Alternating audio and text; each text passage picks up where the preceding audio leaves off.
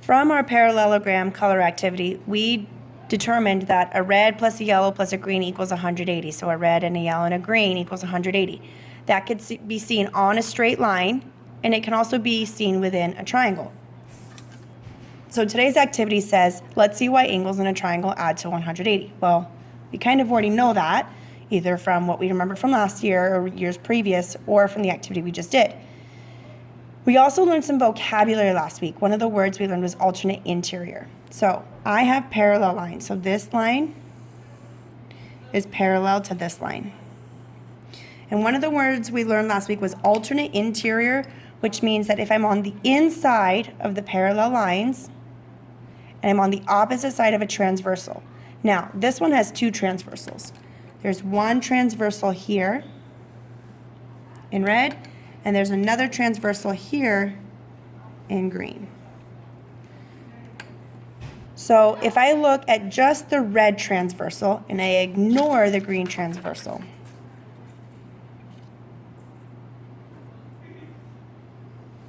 hopefully you'll be able to determine that angle D is alternate interior to angle A. What that means is that if I do a rotation, I can get angle D to match up with angle A so that those two angles are congruent. So if D is 10 degrees, A will be 10 degrees. Then, if I move over here and ignore the red one,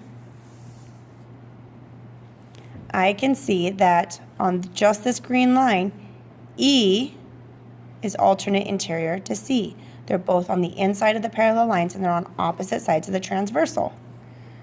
So it says, what do the measures of E plus B plus D equal? E plus B plus D. Well, hopefully we remember that E plus D plus B is 180 degrees. So it's 180 degrees. And how do I know? I know because the angles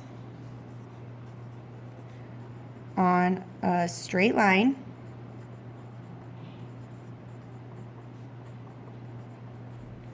are supplementary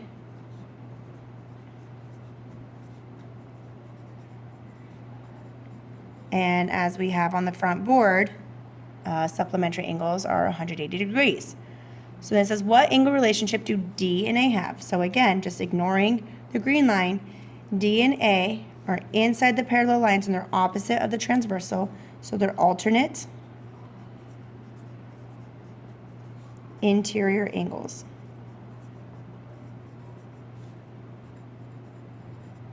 And in our definition of alternate interior angles, we said that if they are alternate interior angles, then they will be congruent. So if angle D is 50 degrees, so if this one's 50 degrees, and I'm going to write that in, 50 degrees, then angle A equals how many degrees? So I can use patty paper. That's always an option. If I use patty paper and I trace angle D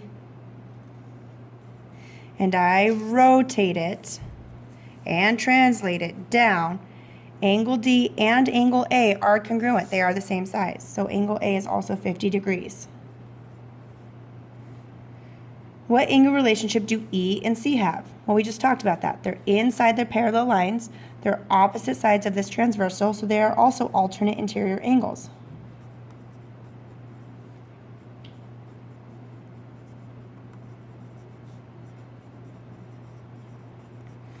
If angle E equals 70 degrees, so I'm going to label it, that one's 70 degrees, then angle C equals how many degrees? So I'm going to use my same piece of patty paper. I'm going to trace E, rotate it, and translate it, and E and C should match up. They should be congruent.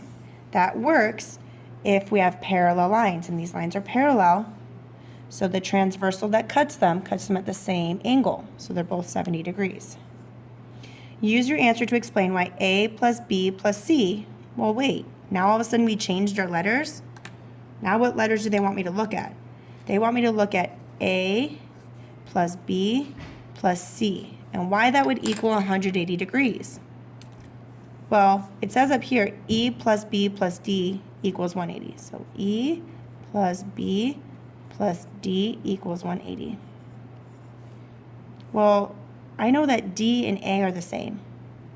So I'm going to scratch that out and say E plus B plus A equals 180. because I know that D and A